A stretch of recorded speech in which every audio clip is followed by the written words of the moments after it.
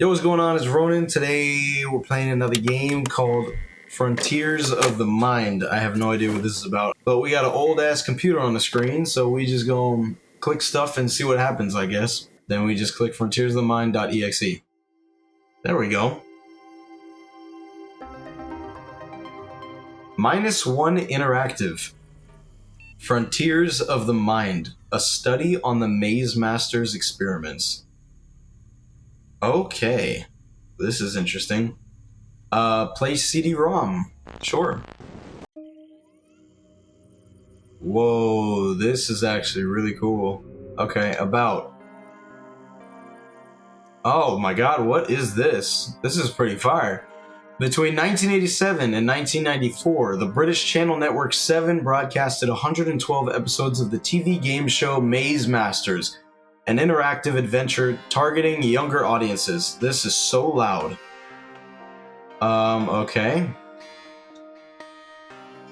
Interesting. Okay.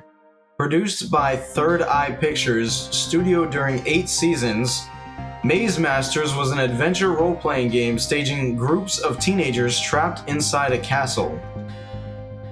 Produced by Third Eye Pictures. Okay, I already read that. Okay, yeah. Trapped in a castle. Oh, look, that's terrifying. Bertram, the dungeon master, selected the adventurer who would put on a helmet which partially blinded them. Okay. In theory, this contestant could only see their own feet and nothing of the world around. Okay. Their 3 companions helped them from afar. Only those companions could see the room and the trials. Okay. The 3... Oh, okay. Never mind, I already read that. Sorry, I think every time I flip to the next picture, it's a new text. Okay, here we go. Every episode followed the same pattern, although the riddles and settings could change. Okay. Only some of the show were aired. Why is that? This is really cool. This is, I don't know, maybe, I don't know who's enjoying this, if anybody's watching this, but this is really entertaining. Only some parts of the show were aired, right? Oh, that's really terrifying. The different sections of the CD-ROM explore the format in the backstage of the show. Oh, what the hell is happening here? The idea is to shed a new light on the strange events which have been revealed afterwards. The names and last names of all the persons involved were changed and their faces digitally transformed. Heard. 5 years after the end of the show, the truth about the mysterious surroundings Third Eye Pictures' activities has not yet been verified with certainty. Therefore, we wish to protect the anonymity of the persons involved. Alright. Okay, well that was that. So I guess we just go to players. Oh man. Okay, there's a lot here. Casting. The children chosen to take part in the show were selected according to a particular process. Okay. First, they had to send a cover letter to the production and to give a certain number of details, such as their school reports, their hobbies, and the sports they practiced, along with all their food intolerances or medical treatments. Okay, so far so good. Okay. When their application was accepted via a standard letter, the kids were invited to go to the closest audition. Okay. Once there, they were introduced to the show writers and to the members of the shooting crew. Then, the casting directors would have them pass a test called intuition test, which, according to the witnesses, was probably a sort of disguised Ganzfeld protocol. What is that? I don't know what that is. Ganzfeld experiment. What the hell? Okay, I don't know. The kids had to take a telepathy test involving cards covered with specific symbols.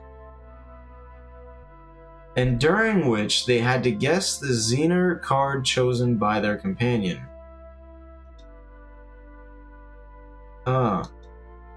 Oh, okay, I see what's happening. The children always described this experience as a funny session, and apparently they never realized they were taking a cognitive test. In all likelihood, the kids' roles during the show were determined by the results of those tests. Allegedly, the child with the lowest results was assigned to wear the helmet during the episode. Oh, okay. Therefore, the choice made by the Dungeon Master was not arbitrary.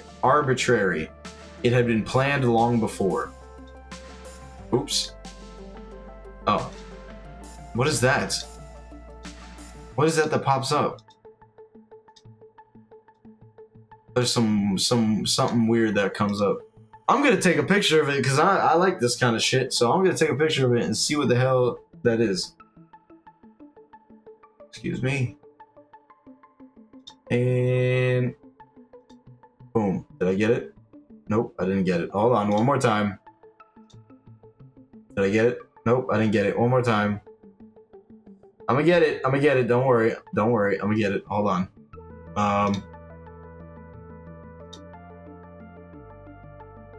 Come on. Okay, I got it.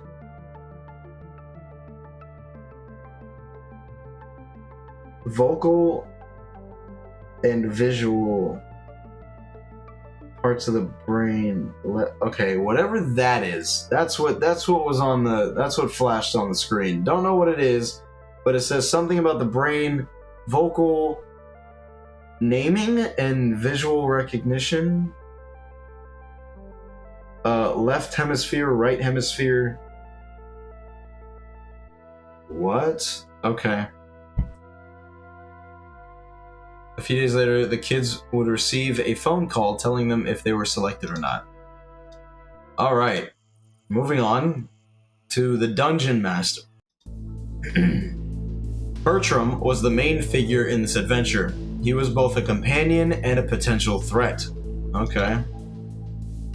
His objective was to help the players when they needed assistance to make their journey harder if they sailed through the challenges. He knew by heart all the rules of the game, and he had access to the solutions of all the riddles of the castle. As the Dungeon Master, Bertram controlled the game's rhythm. In case of conflict, he was the only judge entitled to decide. Okay, as I'm going through this whole thing, like, I swear this feels like this was a real game show. Like, just seeing, like, these screenshots and everything, like, the production quality on this game is, like, really good. Like, I'm really enjoying this. Alright, where were we? Like, dude, like, this is so cool. However, several members of the studio asserted that he was wearing an earpiece during the shootings. Okay. Bertram is an iconic character of the show, and he left his mark on a whole generation of young viewers.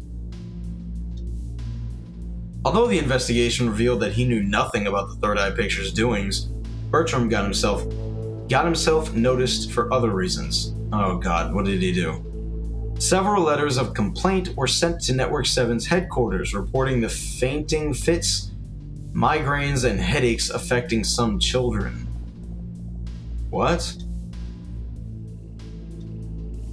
Those incidents mostly happened when the actor would perform the Bertram stare during the final shot of the episodes.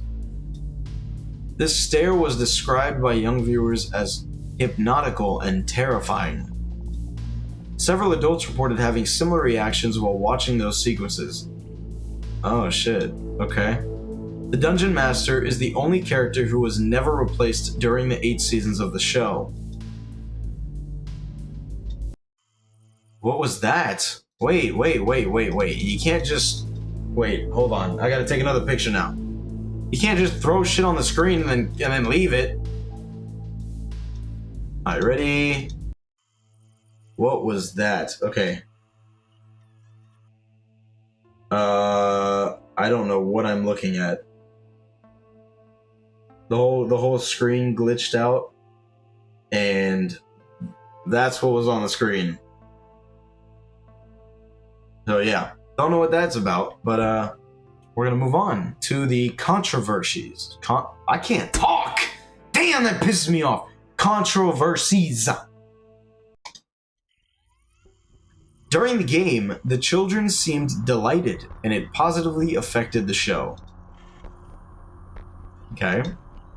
The audience ratings were among the best of the channel, and the show even won several prizes, thanks, notably, to the wonderful work of the writers' crew and the artists in charge of the show's artistic direction. Okay.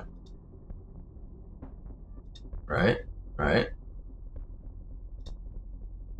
As for the different experimental protocols, they were always so subtle and so well designed that there were never any suspicion, and they never disturbed the kids in the short and medium term. At the end of each adventure, the kids would receive a certificate on which was written a text supposed to cleanse the different parasitic suggestions to which they had been exposed. Okay. At the end of each adventure, the kids would receive a certificate on which was written... Oh, I already got that. Oops. Although we do not know the exact number of accidents which occurred, 2 of them have been certified. The first one involves prototype number 2. I guess that's whatever this is. This version of the helmet made it possible to show the adventurer's mental health in real time. What? Thanks to the captors connected to the pulse and to the back of the kid's eye, the software was supposed to display a face which would change color according to the stress level of the player. Oh, I don't like that. Thanks to captors connected to the... Oh, okay, I already got that. Yeah, I don't like that. These faces are creepy as hell. During one episode, the face suddenly turned into something gruesome, the skin peeling off of its own until there was nothing left but a sinister skull. Oh. Yeah, that's not good. The kid wearing the helmet started to cry uncontrollably, and the episode had to be stopped in order to remove the device from the helmet. Alright. The second incident is even more striking, and apparently it was not related to the helmet itself, since no particular device had been integrated during this episode. Okay, see, that's terrifying. Yeah, kid, I'm glad you have that helmet on, because you don't want to see what's hugging you right there. In the course of a discussion with the jester, the player suddenly had an important nosebleed beneath the helmet. That's not... Oh my god, that's one hell of a nosebleed. That's not just any nosebleed, that is a really, really bad nosebleed. The so-called nosebleed episode turned out to be the starting point of the problem related to the jester. See the jester incident. What? The jester incident? Okay, the Bristol kids is what we're moving on to now. The cases of the Bristol kids date back to the pilot episode, which was supposed to convince potential broadcasters to buy the show. The contestants were around 14 years old at the time of the shooting. In 1986, they must be around 30 today. We ignore the protocols the players were exposed to, and it took several years for the disturbing points to be revealed. The 4 young winners pursued brilliant studies right after the show, although they initially had low to middle grades at school. They all developed particular skills in biology and maths, so much so that they skipped several years and joined special curriculums. Okay. They all developed particular skills in biology. I already read that. The most disturbing element is that those young people did not know each other before the show, and they did not keep in touch in any particular way after the shooting. Eventually, in 1996, the 4 former contestants were invited all together, and by chance, to the prize-giving ceremony of a mathematics award, and that is where they connected the dots.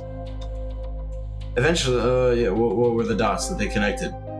Proving the connection with the show would ultimately involve some speculations, but their participation to Maze Master's pilot episode is the only common point between those four gifted persons. Oh, so they're saying the show made them smart. Okay. No similar event has been reported with other contestants. Huh. Interesting. Okay. Alright, well that's all for this page. So that was players. That was the players page. Let's move on to characters. Alright. This is allies. During the adventure, the group would meet several allies willing to help them. Alright.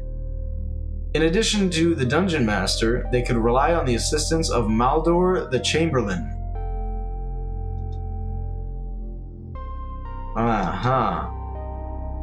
He could be prankish and slightly terrifying, but he never refused to help the adventurers. Easily identifiable with his red gown and his crown of white hair, his help often appeared as clues related to forthcoming riddles. The contestants could also walk into Selma the Shepherdess, a young woman lost in the castle too. She never clearly explained how she arrived here, but she would give the contestants advice and directions. The help of Cora the Sentinel could be determinant. This mercenary from the marshes surrounding the castle knew all the weaknesses and all the entities abounding in this place. Okay. Other characters would appear occasionally. Garen the Apothecary, Mischievous, and Wily. Alina the Crimson Princess, the only bearer of the crystal rings. The character list is still long. Melvedish the Groom, Keeper of the Dragon's Eyes, King Khan's servant. Baguette the innkeeper, well versed in the gossip going around the castle. Oswald, King Khan's counselor, compulsive gambler but faithful advisor. Salka's the shapeshifter elf. We do not know any of his other forms. Murdim the wizard, descendant of the first druid. He was the only character who could bring a contestant back to life. Alright. Yo, I want to watch this show, bruh. I want to see what this was, like, how this was. This looks pretty fire, I'm not gonna lie. I see why it got good ratings. Okay. Enemies. Unfortunately, in Maze Masters, the enemies outnumbered the allies. In this section, only the human-shaped antagonists are listed and no other kind of creatures. See entities. Okay. Lord Fear was one of the most striking ones, as the final enemy of the adventurers would fight in the throne room at the end of their journey. Okay. He ruled over several sadistic henchmen blindly serving his dark ambitions. Yeah, okay. Aside from the Dark Lord, there was Queen Nargal, who would control the main entities of the castle. His faithful servant and counselor was the Jester himself. As from Season 4, new enemies would appear. Okay, the text is all broken up there. Oh. Alright. Well, that was enemies. Moving on, cast turnover. Although the incidents related to the cast of the show remain quite minor, they are no less noteworthy considering the evolutions covered later. Oh, discovered later. It appeared that some actors got so lost in their roles that they were unable to break character. Oh, okay. The actress playing Liliana was found asleep on an unsaddled horse somewhere in London's suburbs. And the performer playing Wotan the Wizard set his garage on fire while trying to find the Philosopher's Stone. Yet, the cast turnover certainly remains the most curious element. Except for a few rare exceptions, most of the actors refused to keep their roles after their first shooting. Damn. Many reasons were mentioned, But the most common one was related to issues with the catering on the set, and in particular with the presence of something in the meat. What? Whoa, whoa, whoa, whoa, whoa, whoa, whoa. Hold on. What was that? What the hell is that?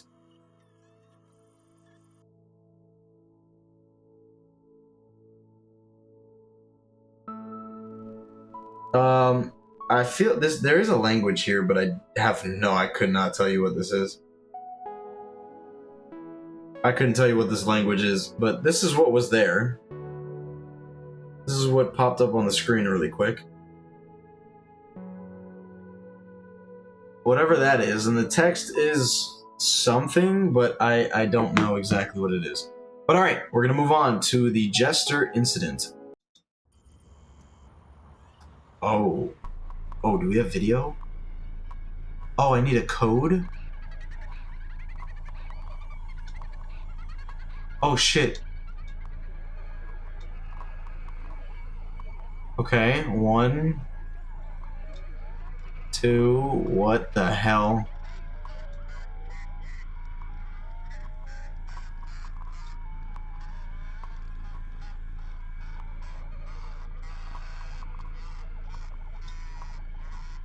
I don't like this at all.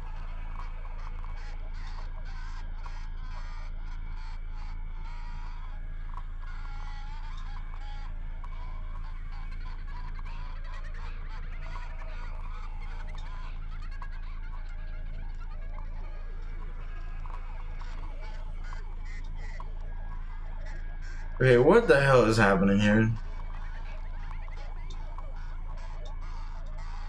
Okay, I'm gonna leave the Jester incident. I don't know what that was about. Alright, now we got rooms. Thank you, Ayana, for the likes. Appreciate it. Okay, we got a bunch of different rooms here. Safe rooms. Oh my god, there's so much. What in the world? Thank you, Slate, for the likes. Appreciate it. Enigma rooms. Alright, what is this about? This is some weird ass shit, but I'm enjoying it. Although there were many dangerous rooms in Maze Masters, the adventurers could take a break in some of them. Okay. The first ones were called Enigma rooms, and they were all sorts. Maths, riddles, brain teasers, rebus puzzles, and enneagrams. In those rooms, the 3 assistant players could be particularly useful. Hold on, let me see that one again. Okay, that's crazy.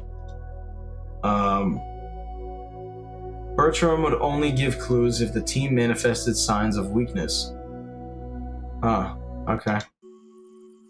Next, we have encounter rooms. Encounter rooms were rooms where the bearer of the helmet would meet a character or a peaceful creature. Oh, okay. Encounter rooms were rooms... Yeah, okay. On a very few occasions, an Enigma room could serve as an encounter room. Well. And there's the Jester. Empty rooms. Empty rooms were statistically very rare, but they could be found from time to time. They could be mistaken for the rooms inhabited by wall monsters. Okay, good. I like the sound of that. Although they could offer a short break, they were neglected by adventurers who never stayed there for long. Some said that they felt uncomfortable in those rooms, while others would explicitly speak of the fear they inspired them.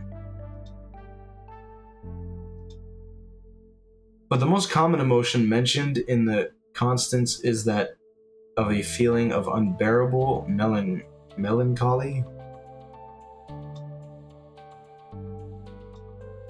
Despite their very young age, the contestants said that they experienced the emotions of an old person on the verge of death. Okay, that's something. Despite their very young age, okay, gotcha. Some of them would feel regrets and remorse related to notions that they could not explain. The production eventually stopped using those empty rooms due to the players' negative feedback. However, some of those rooms never ceased to appear in spite of this decision, triggering a wave of panic and confusion among the production crews. What?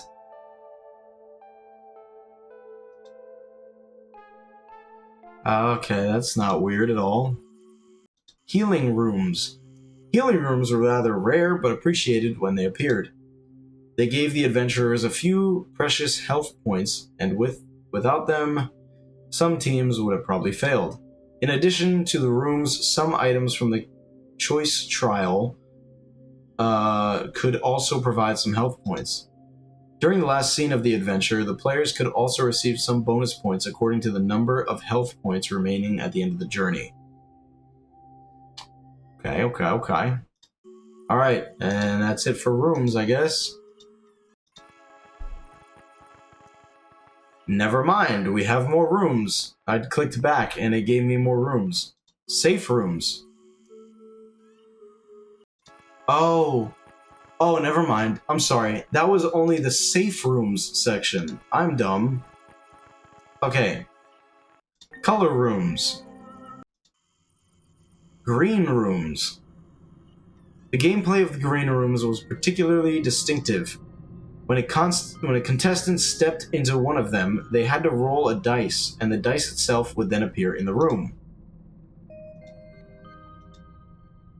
Okay.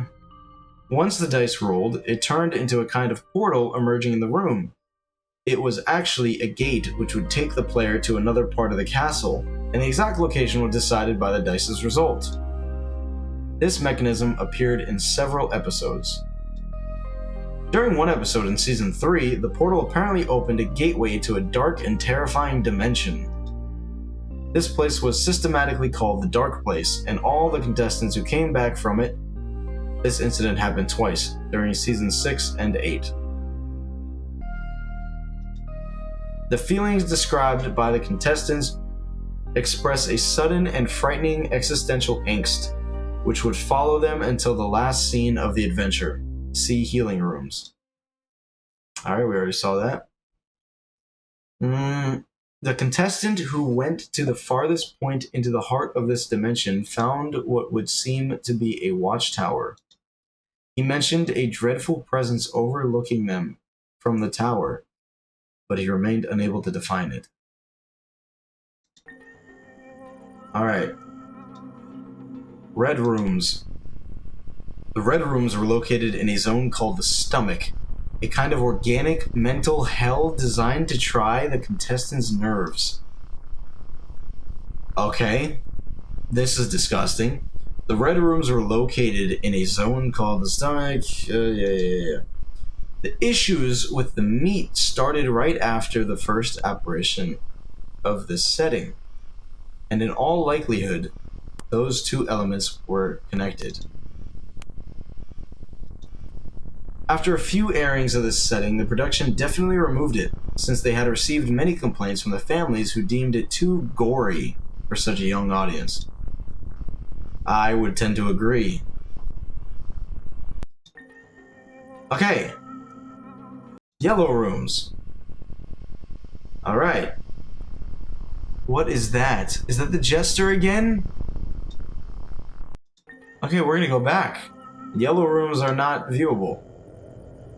I don't like the sound in my ears right now. Up to now, the blue rooms have remained mysterious.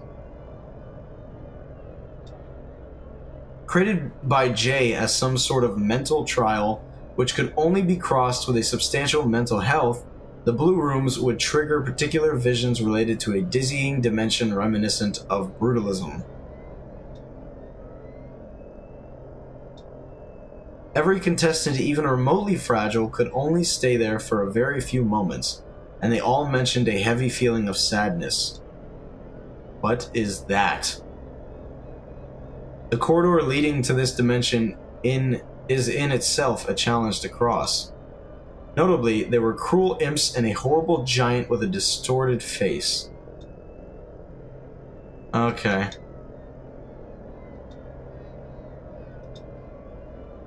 If the contestants managed to avoid them, they could step into the zone. Several images have been recorded, but their content makes every attempt to analyze them useless. Jay's pages on this matter seem to have disappeared from his research notes. What is that in the corner right there? Is that an eyeball with... That looks organic. I don't like that.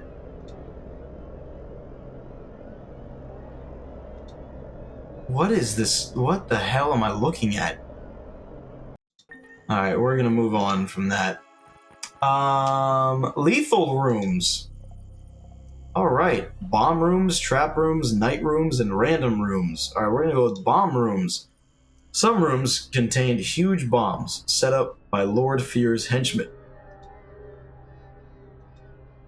If the player stepped into one of these rooms, their friends had only 30 seconds to guide the player towards the closest exit. If the player stepped into one of the rooms, if they could not do it within the allotted time, the bomb exploded and the game was lost. Oh, what am I looking at? Is that a dead kid? That's not good. What is this game? What does this game show? Hey, trap rooms. Apart from the bomb rooms, the players could also walk into what was called a trap room. Apart from the bomb rooms, the players could also walk in... you got it already. There were different types of them, and they just like the bomb rooms, the player had to follow the friend's indication in order to escape the threats. There were different types of them, and just like the bomb rooms, the player had to follow the friend's indication in order to escape the threats. Circular saws, blades tied to pendulums, huge gaps in the ground. There was a great number of threats. Okay. If they failed, the players would lose points. If the number of health points reached 0, the game was over. Against all odds, no incident was reported in those rooms during the show. Surprising. Alright, night rooms. The night rooms rarely appeared, but they made an impact when they did. The bearer of the helmet had to find a way to cunningly escape the wrath of the enemies. Ah, okay. Galahad appeared in one of those rooms. So far, who is Galahad? Who is this? So far, the production crews had asserted that they still ignore how the statue displayed in the headquarters hall had appeared, or what kind of mechanism brought it to life. Huh? So a statue just came to life. Even if the contestants' injuries were harmless, this event is one of the reasons behind the show's cancellation. Alright, random rooms. The random rooms are the least documented rooms since none of them were aired on TV. They looked more or less like normal rooms, and the only feature that would set them apart was the apparition of specific enemies in those rooms. The only random room which could be recorded off-air was the one containing the pit brain, as it was called by those who mentioned it. Nonetheless, they were unable to describe their interactions with this entity.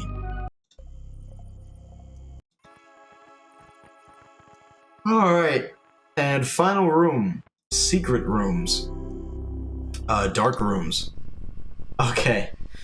We're not getting any info on dark rooms, so, yeah. Meat rooms. This section addresses one of the strangest mysteries surrounding the show. Right after the first jester left, a certain number of events happened, all meat-related.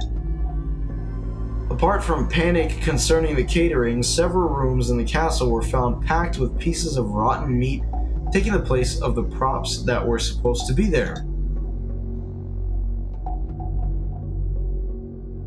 Even if the crew in charge of the scenery denied everything, the events blew out of proportion in increasingly troubling ways. The production even had to install security cameras on the set in order to try to identify the culprits, but it remained useless. It would seem that the meat appeared on its own. Apparently, the radical decision from Season 6 introducing three-dimensional scenarios put an end to those manifestations. Alrighty then. Aura rooms. The different documents found after Jay went missing prove that he was partially interested in aura phenomena and the Curlian effect. Obsessed with all the alternative ways that would allow him to corroborate his theories, Jay was convinced that auras could confirm the efficiency of his protocols. In one of the rooms of the castle, there were special cameras which could capture the show's aura on screen. Quite unexpectedly, only the aura of the room itself appeared, but no human presence was recorded by the captor. However, the room seemed to glow with different colors according to the number of health points of the contestant. Since the results were not satisfying enough, the process was quickly dismissed. Well rooms, the final one. The well rooms would appear at random. If a well had actually been built, especially for the needs of the show, the original prop painted by an artist disappeared from the studio. After this theft, wells started to emerge from the ground in random scenes. Just like the meat apparatus, this issue was stopped by the shift to digital scenarios. The most striking well was the one leading to the purple dimension. See keys. What? I'm so confused. This is just getting weirder and weirder as we go on. Alright, entities. Wall monsters, creatures, and anomalies. Let's go with wall monsters. Wall monsters were special features of the show, and we find a very few similar examples in other bestiaries of legendary creatures. It is difficult to say if they were allies or enemies, since their behavior was always unpredictable. They would randomly appear in empty rooms, and nothing in particular seemed to announce their arrival. If the wall monsters made sure to terrify assistant players, they were only a voice for the bearer of the helmet. Okay, these are some terrifying walls, bro. Bro, if I was a kid on this game show, like, I'd be terrified. I'd be terrified. This whole thing is horrifying. What parent let this happen? Somehow, they represented the spirit of the castle, they knew its history, and they had watched the adventures of all the players.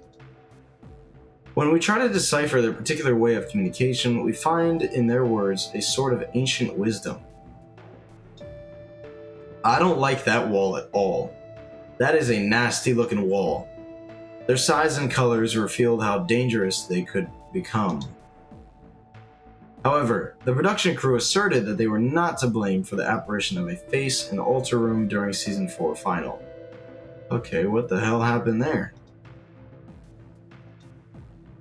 Okay, I don't like that face. Alright, next up. Creatures. Oh my god, there's a lot of them. I can't click on the creatures.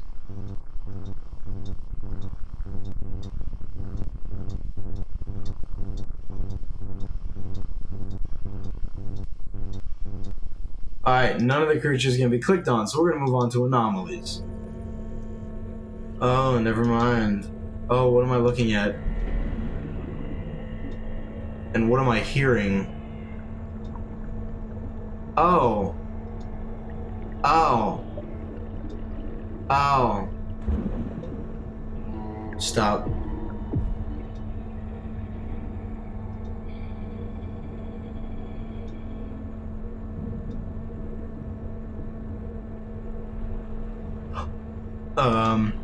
Okay, yeah, I don't like that one at all. Yeah, no. Let's get out of here. Let's get out of this now. That's a tentacle meat monster with eyes all over it. Whatever that is.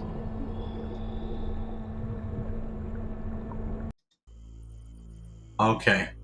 And that was that page. Uh-huh. Okay. Objects. Various food. Fruits and vegetables. Gold, key, pie, stones, gloves, flask, weapon, symbol, bone. Miscellaneous. Alright, let's go to various foods. The contestants choosing food during the choice trial express their need for energy and motivation. The players seem to develop different physical and cognitive capacities according to the products they would choose. The only incident happened in episode 7 of season 3 when a roasted chicken was offered to the contestant during the choice trial. The player started to weep with joy, hit by a fit of neurotic euphoria in front of the chicken, and the sequence had to be interrupted. It would be the first and last time that cooked food was offered during the show. Okay. Fruits and vegetables. The contestants favoring fruits and vegetables during the choice trial manifested a need for vitality and energy or an overwhelming thirst for life.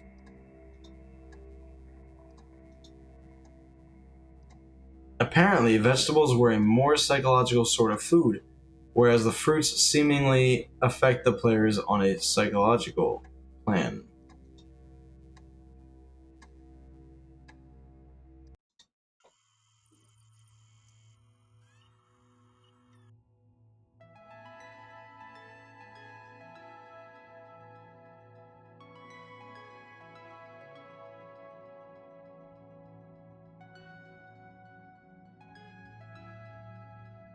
Alright, tried to look this up. Next up, gold. Each contestant who would choose the gold bar seemed to be searching for eternity and inner wealth. Is that the jester? It's the jester. Keeps popping up. This longing for accomplishment was almost pathological, and it often appeared through hasty and inconsiderate decisions and through overconfident reactions. And yet, the contestants who would choose gold usually led their team to victory. Interesting. Alright, next up we got pie. The kids who would choose the pie expressed a need to share or, on the contrary, a yearning for acknowledgement. Okay.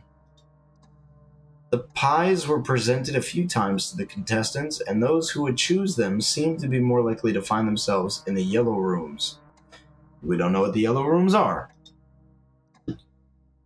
The pies in the show, yep, got that. No, wait, the pies in the show were prepared in a nearby bakery, which has never accepted to reveal the recipe. A family heritage from generation to generation. Okay. This is some SCP shit. I'm getting SCP vibes from this, like heavy. Next up we got stones. Several precious stones were offered to the contestants. Those who would take them during the choice trial expressed through this decision a need for anchoring or for personal stability. Several stones of color were submitted during the trials, and apparently the red ones were the stones that would trigger the greatest number of negative reactions among the contestants. Huh. Okay. Next up, glove. Each contestant would choose the glove sought a feeling of protection and safety, but also expressed a need for limits. Choosing a glove could be useful to solve the struggles the team could meet, or it could reveal a much more personal need for the bearer of the helmet. The fabric the gloves were made of affected the statistical frequencies of that choice. The contestants seemed to prefer the real leather glove, and they never chose the gloves that were made of synthetic fibers. Okay. Alright, moving on to...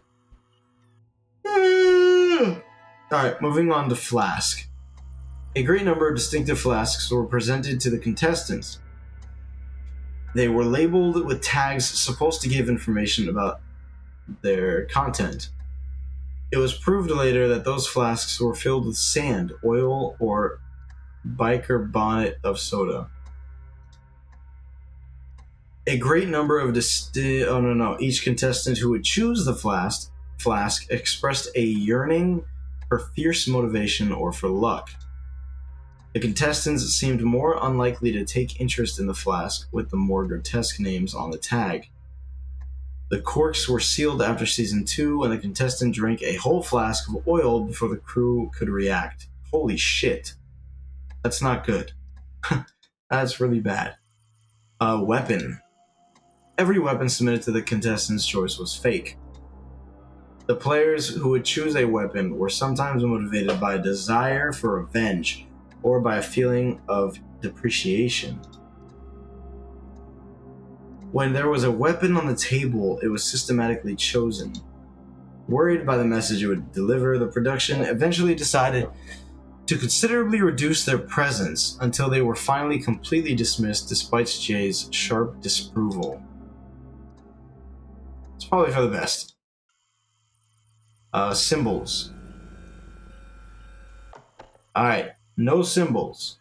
Bone.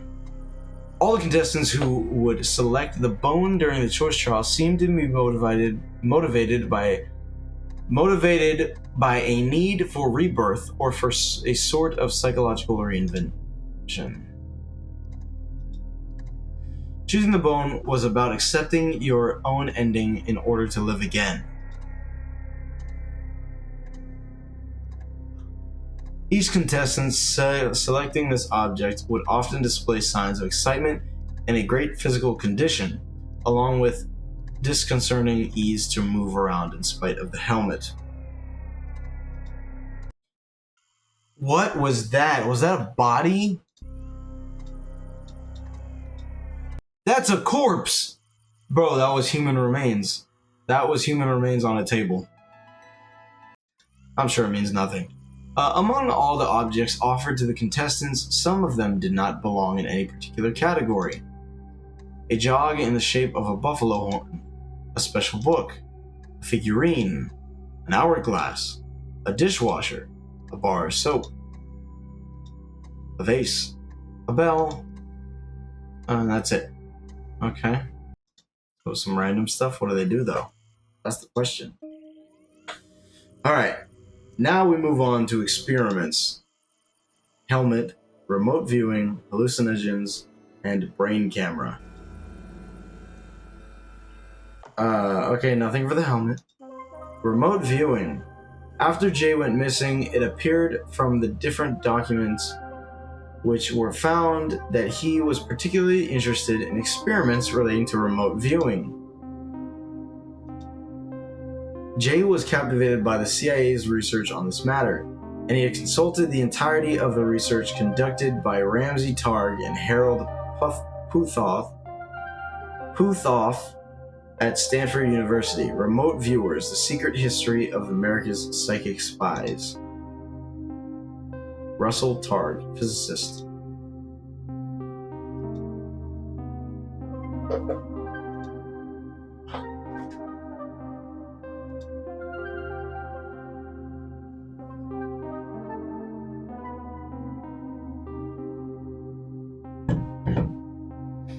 In his notes, Jay mentions the mysterious Oracle project, and we believe it could be related to Protocol 12.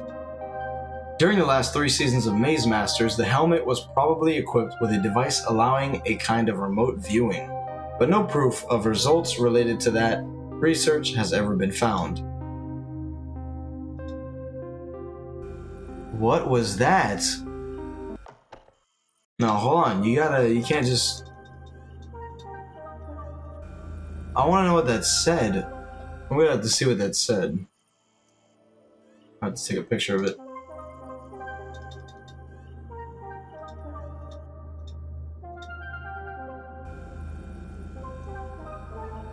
Alright, what did that say? Trapped. Okay, let me zoom in. Trapped, opening a door. Entryway with sliding doors, roof entry. This is what popped up. A bit odd. But alright.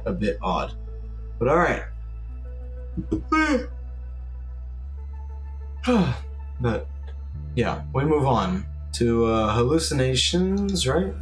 No, we do not. Okay, hallucinations are not available. Brain camera. We do not access brain camera. Alright, we're gonna move back to more. Alright, third eye projects, or third eye pictures, theories, archives, network 7, missing footage, and bonus material. Alright, third eye pictures. The information given in this section is to a certain extent speculative. It discusses the doings of a certain J. Redacted and the different groups he supervised, the Self Bureau, the Dream Clinic, and at other times the event Third Eye Pictures. J. Redacted's scandalous personality and his different aliases, not to mention the eccentric gossips about him, have all blurred the entire parts of his biography.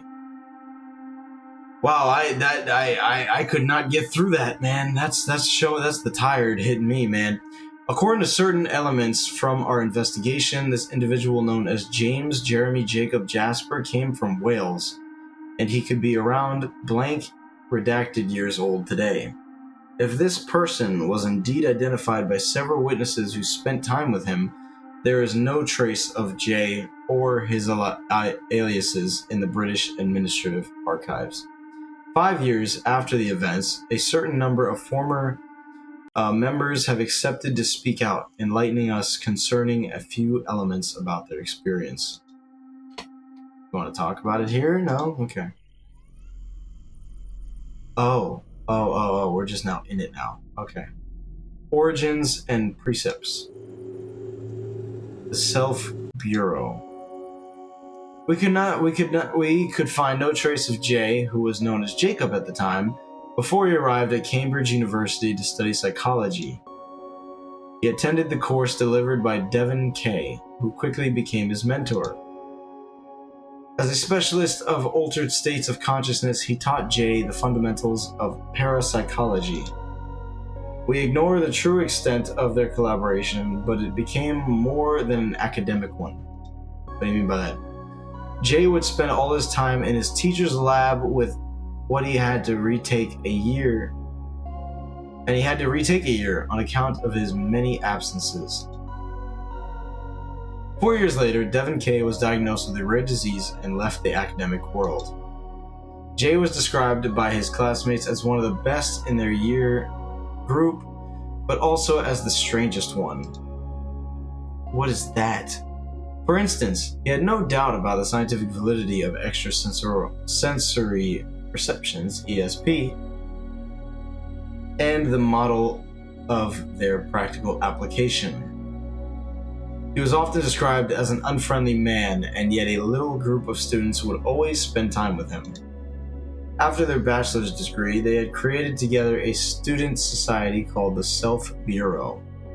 Ah, gotcha. Due to the nature of their experiments, which the university has never wanted to reveal, the young members of the Bureau were not sent down right before their PhD viva.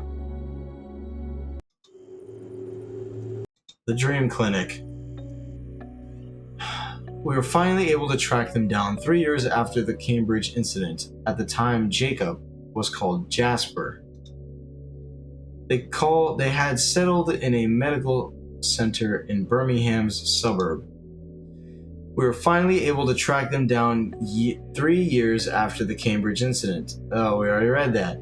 They settled down, and internationally, they called it the Dream Clinic, and they used the building both as a living and a working space.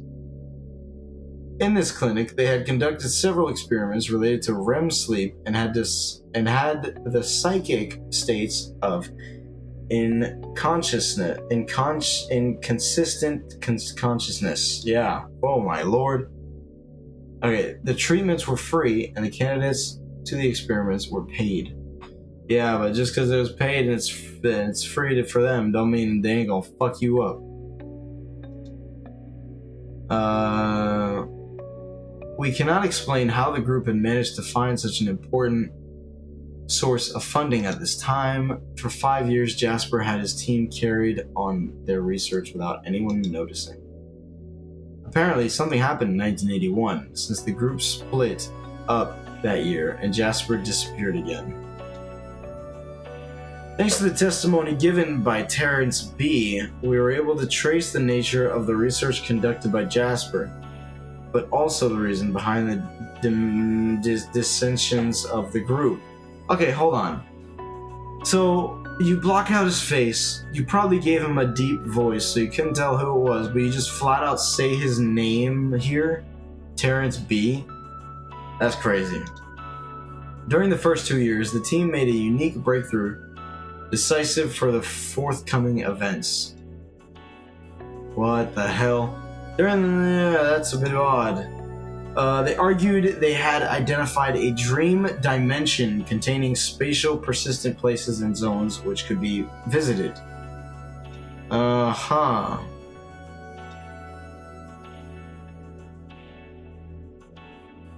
starting point of their discovery was the case of Norma T., a young woman suffering from night terrors since childhood.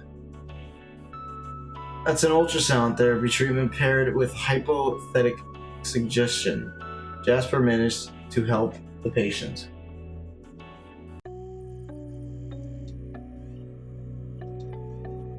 But Norma became subject to recurring one-year visions, which lasted several weeks. Oh, that sounds horrible.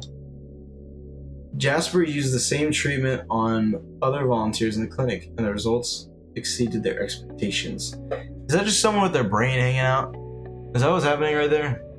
Just someone with their brain hanging out and shit? Okay. They experienced the same visions and they became symptomatic despite the complete isolation of the patients. At first, the images were peaceful. A little bridge leading to a calm area, calm sea, a majestic tree falling behind light. And as they walked further into the dreamlands, the visions became more symbolical, even mythical.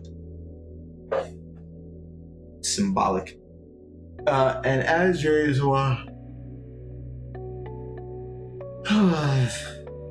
as they walked further into the dreamlands, the visions became more symbolical. I already read that. The candidates mentioned visions showing huge eyes staring at them and a face of cyclopean size. That's not crazy at all. And as they walked further into the dreamlands, the visions became more... Why do I keep reading the same shit, bro? Whoa, these are pretty cool pictures. All the candidates explained that after a little while, they would see a sort of tunnel or an arch shaped by trees, and at the end of this strange corridor, the door of a gateway would appear.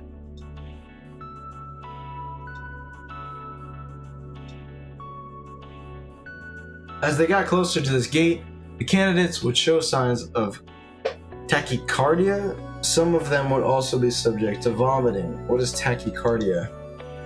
We suppose this is the judgment when the group started to split. Oh, we suppose this is the moment when the group started to split. Jasper and two of his most faithful followers really wanted to see what was behind that door.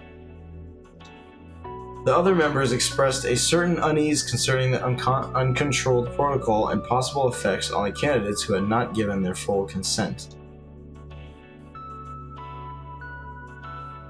Despite those dimensions, one last experiment was considered on 10 or so candidates who were given an anti-nausea medication. All subjects said that after stopping through the door, they experienced a stream of traumatizing or nightmarish images. Good. It could have been a case of phobic hallucinations and trauma memories or about death. Well, I'm really struggling reading, dude. Holy shit. The dreamers mentioned a huge house lost in the middle of an empty, sinister heath. Heath. Once they had stepped into the house, the candidates could see stairs and a checkered pattern floor, not a cheeked. The house seemed pretty empty, but they all mentioned a heavy feeling in the chest and a metallic taste in their mouth. Among 3 candidates who climbed up the stairs, 2 of them mentioned their meeting with a young girl standing among Wooders flat sims. Float sims? Wooden float sims? Okay.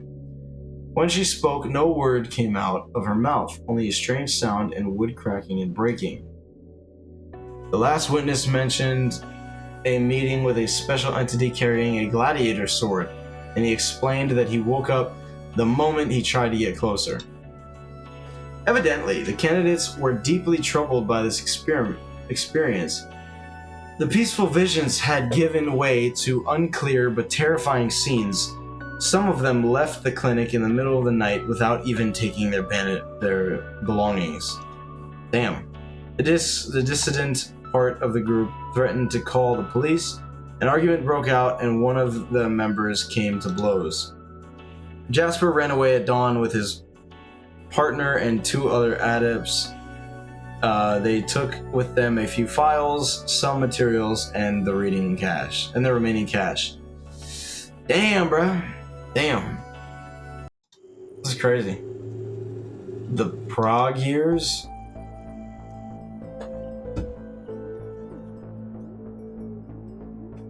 We only know a few things about this period, but several compatible elements confirm that Jay and his acolytes went into hiding around Prague. They became extremely discreet, and it wouldn't seem that they were invited by an acquaintance on site. We found no trace of rent or bills under their names, but after the fire at Network 7 Studios, we did find a few pictures in Jay's office.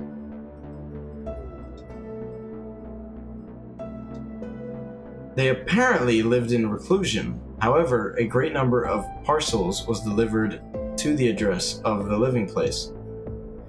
The inquiry established that they contained books, the number of volumes, and likely to have represented Jay's important esoteric collection found in the studio. See Archives Books. 2 years ago, an independent journalist discovered a book written by the couple during their Prague years, but published in the United States, entitled Dreams: Transform Your Life Through the Power of Your Dreams. It introduces different techniques related to dream control. Here are the names of a few chapters. Okay? Painting the imaginary tree. Taking the mental self portion. Third eye. When identifying your personal archetypes. Building a house of dreams. Shading dreams, or sketching dreams. Digging into the universe. Was that Atari? Oh, no. Learning to fly. On the dream highway. Posing a final question. Building a dream temple. Setting your dream self free. Okay. We're gonna leave this. Alright. TV production. As soon as he came back to the United Kingdom, Jay put a lot of money in different kids' TV programs on cable channels. Here are a few noteworthy examples.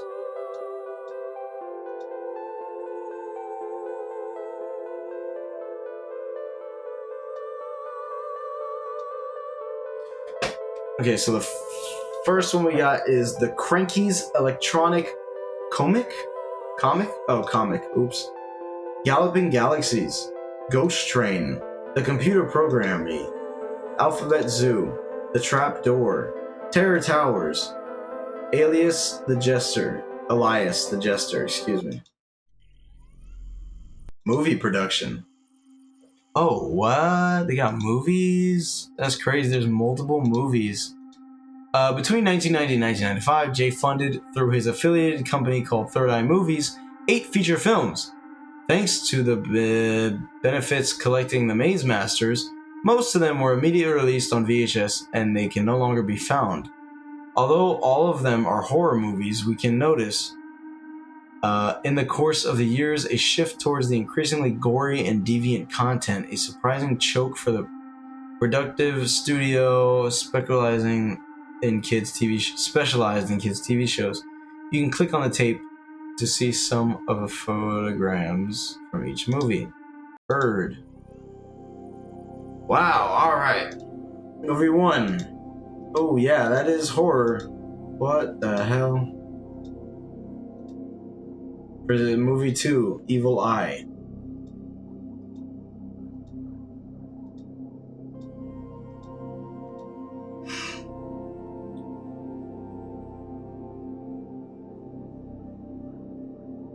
This shit looks pretty cool, I ain't gonna lie. Dead Planet. Ooh, that's pretty cool. I like that one.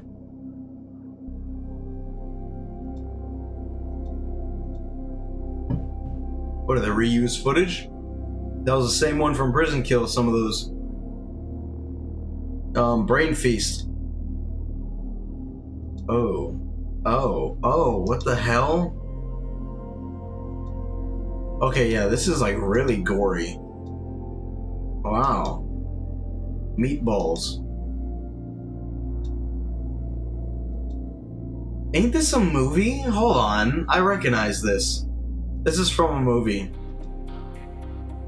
I recognize this. It's from a really shitty B movie. Jesus. Death Trap.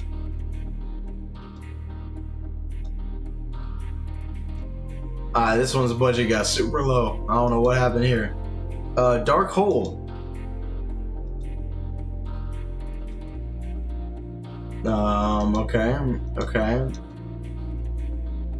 Okay.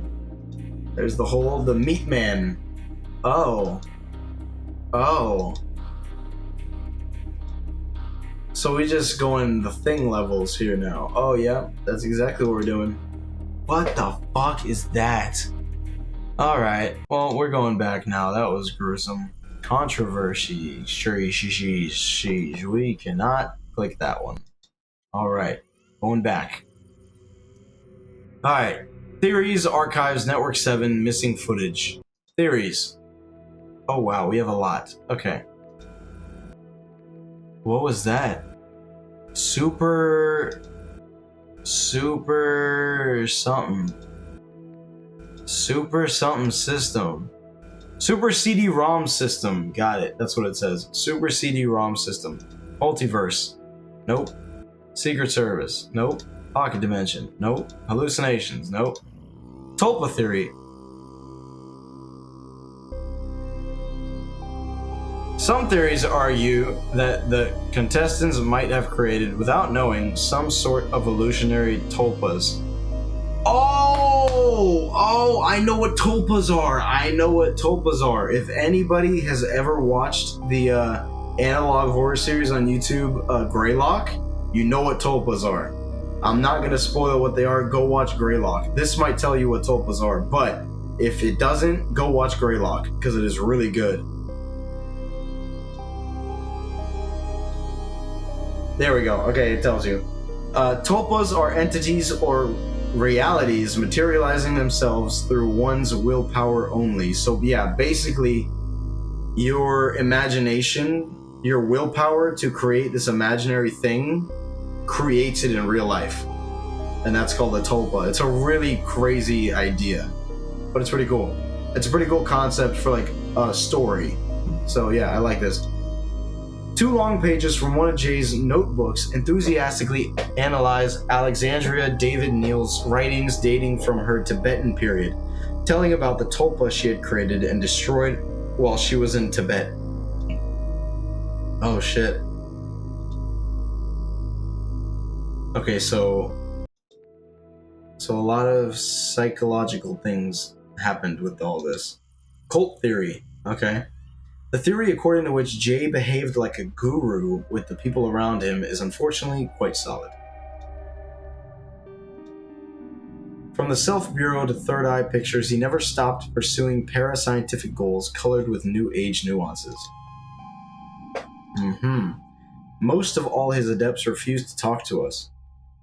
Most of them seem to be fearing for their life.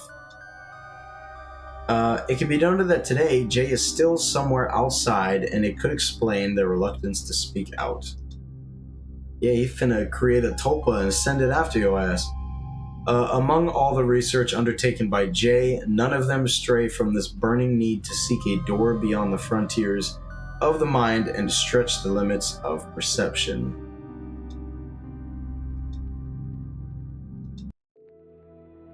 What the hell was that?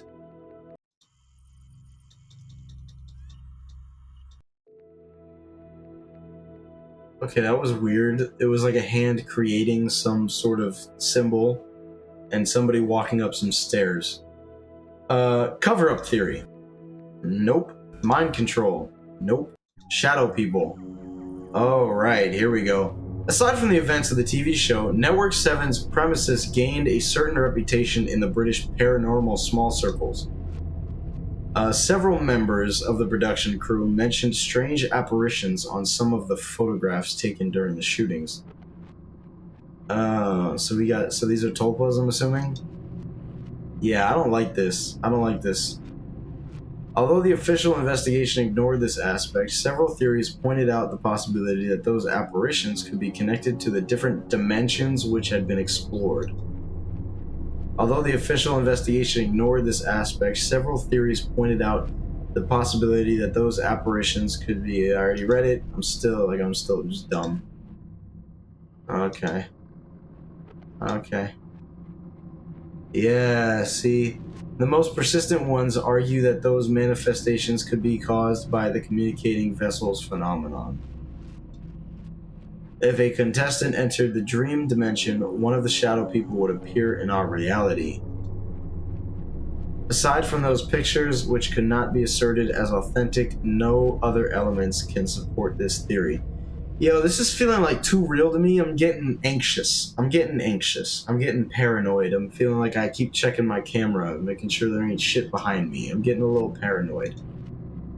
However, the fact that those entities appeared during occurrences of sleep paralysis remains disturbing, given the similarities connecting them to Jay's research. Yeah, the tulpa shit.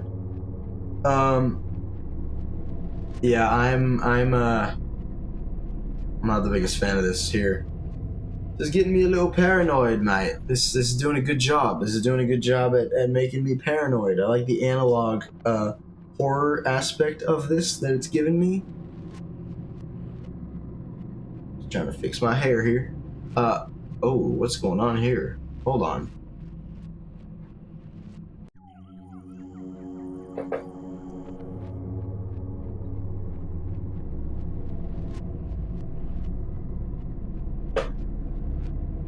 Yeah, I like this. Okay, let's get out of here. I don't like that, though.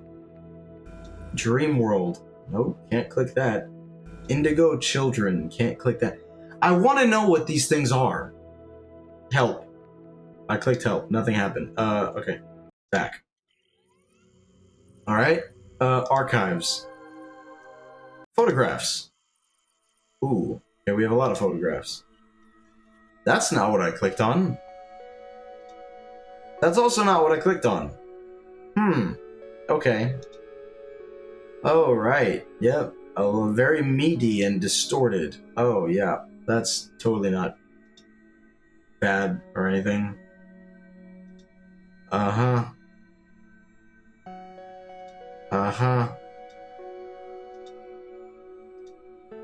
Alright, these look great. These look really charming.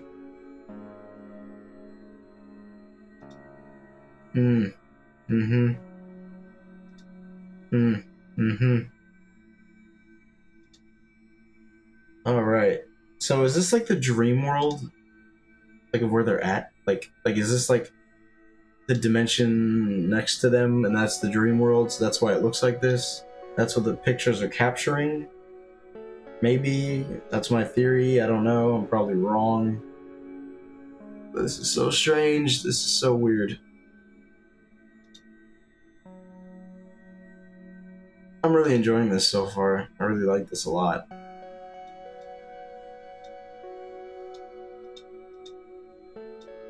Alright, we're gonna We're gonna move on from these now.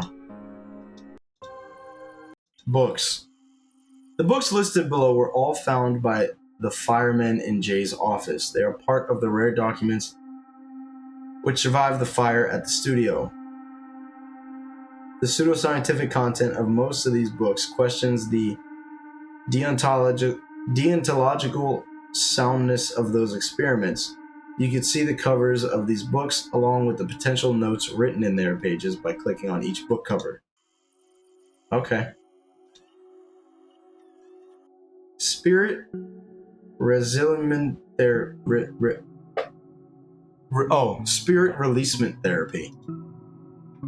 Regression therapy, present life recall, birth regression, past lives therapy, recover the soul mind fragmentation. Spirit releasement therapy, remote spirit releasement therapy's treatment of the demonic. Dedication for spirit possession syndrome. Oh, wait. Okay. The Sphinx and the Rainbow. The Sphinx and the Rainbow, the majesty of the brain, the quirks of evolution, the explosion of the forebrain, the mind as searcher and leaper. Frontal left and right brain. The guiding hand of feedback, left and right brain, the time-bound left brain, the space-bound right brain, the right-left partnership, of time as a river, of biological clocks and counters, of psychological bricks and mortar. What in the world? Of space, time, and reason. Oh, and intuition. The birth of space and time. The Gestalt Odyssey. 3 kinds of time and intuition. The frontal brain power. The lessons of lobotomy. The mind's manager. The power behind the throne. The brain's secret model for forecasting. The forecasting brain. Alright, this is underlined. The brain stream is forecasting. Shapers of the stream, the higher and lower brain, how personal differences shape the stream, mind beyond brain, or the question of a higher shaper. The puzzle precognition, Huthoff and Targ. The ultimate heresies of Huthoff and Targ. The guesswork of psychology, the voyages of Carl Jung into the labyrinth of synchronicity. The guesswork of physics, the increasing paradox, pre-recognition as a wave, precognition as a parable, Einstein's dilemma. Bro, what am I... Dude, this is so much. This is so much shit. Holographic mind, into the maelstrom. An awesome question of a holographic universe, precognition vistas, the problem of information transmission, contact between worlds, and free will versus determinism. The seer of the holoverse, fragment of a multiverse, the Yo, this is some shit that I'm just the end of the rainbow.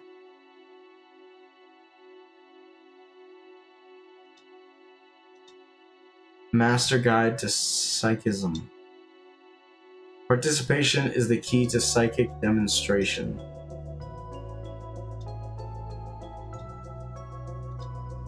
Life, death, and consciousness. The out-of-body experience, the light beyond half-open door, the ultimate destination. Death and consciousness, the conception of survival in another world. The visions of dying. The evidence, the clear hard evidence of the world beyond the grave continues to grow. Some people, beyond all reasonable doubt, have indeed passed through the darkened door into an afterlife from which they have contacted the living. The examples of consciousness surviving death in another dimension are many and varied. So, was this guy's plan, like, with the show and everything, was to just talk to the other side, pretty much? Get kids that had psychic abilities and try to talk to the other side through a game show kind of thing, I guess, is what I'm getting. Home paranormal. Perception. I can't read that. Forbidden knowledge. Things unseen. Hidden forces. Faith and fantasy. Yeah, so this is... Okay, yeah. I don't think I need to go through all of this, but this is basically just giving us an idea of what his beliefs and what he was trying to achieve. When men and women lose the sense of mystery, life will prove to be a gray and dreary business, only with difficulty to be endured. Oh. Yep, ESP, specializations of the left and right brain hemispheres. Logic, language, writing, reason, linear analysis, rhythm, visual, creativity, synthesis, ESP and energy. Yeah. I don't think we're gonna get really anything else out of these.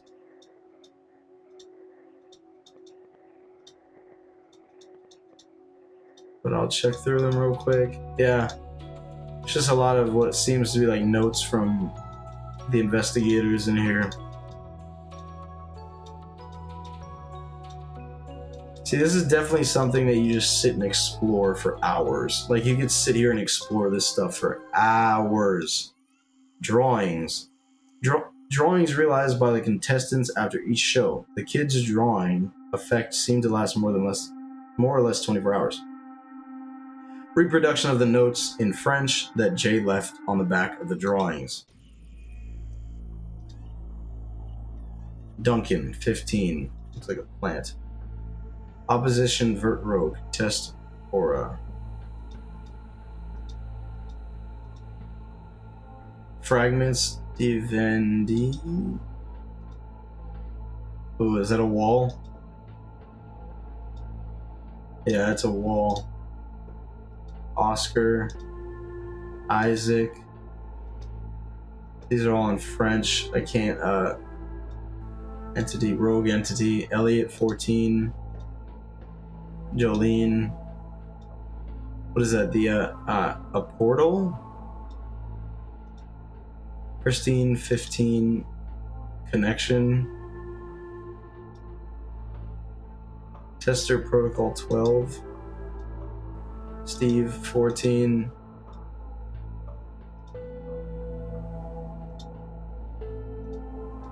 Oh man, these kids were seeing some shit.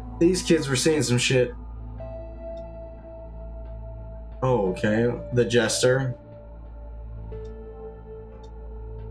Then that one just can't be found. Huh.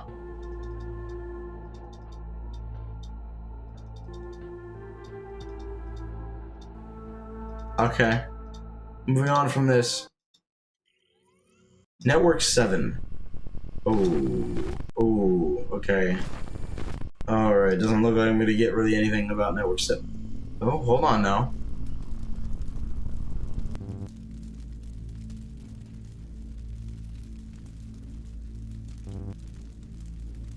Oh, this is the fire of Jay's house. Yeah. This is Jay's house fire. I guess he burned everything down and disappeared.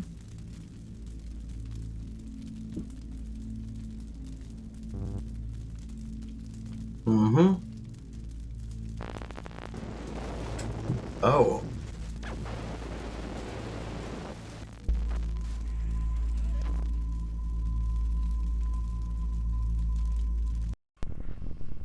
Alright. Authors, nothing. Creative teams, no. Programs, oh shit. What was that?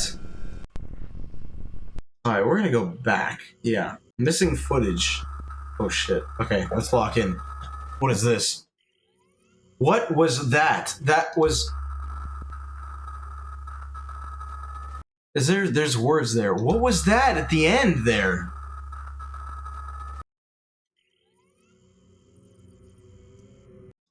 Bonus.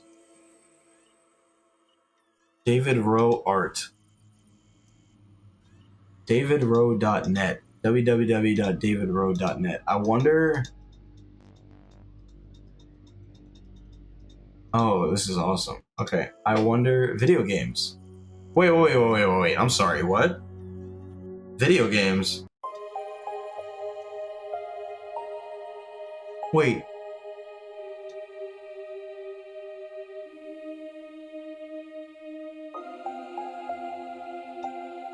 Oh, they had games for this show too.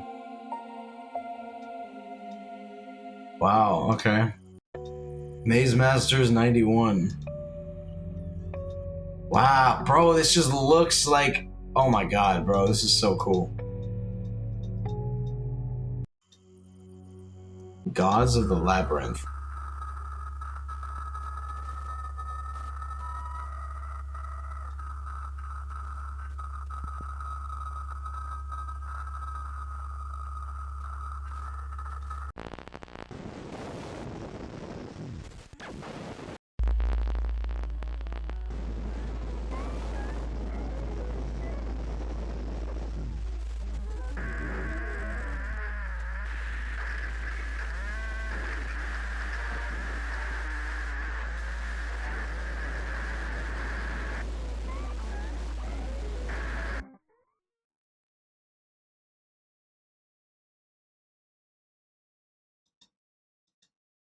Um, what's the door?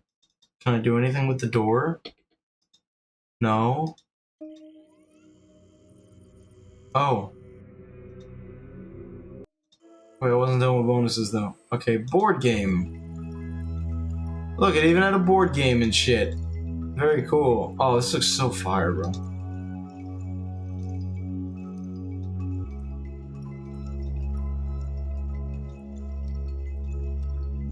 Okay.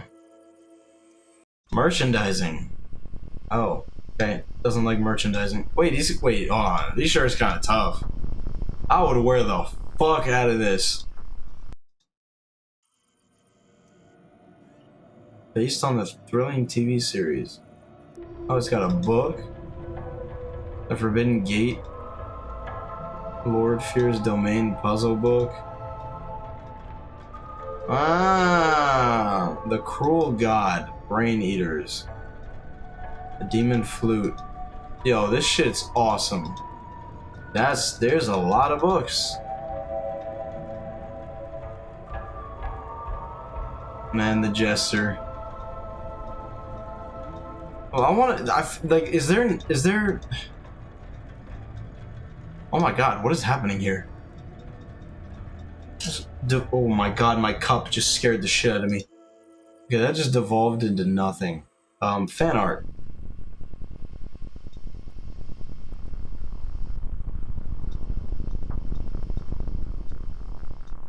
Okay. Credits. Alright.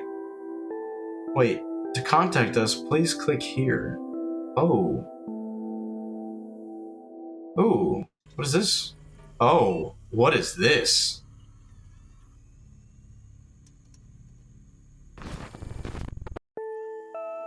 No.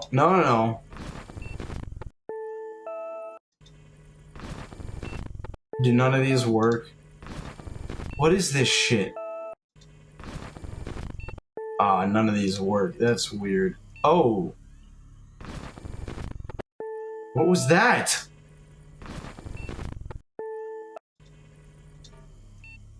Oh, wait. I know what I have to do. I think I have to... Like, no? There was a dot. Do I have to... There was a dot. Do I have to click the dot? Or no, am I just... No? I'm just bugging? Am I just... Yeah, I think I was just bugging.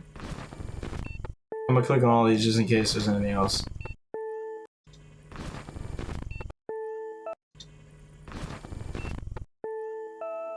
Alright. What else can I explore here? Nothing else? Back.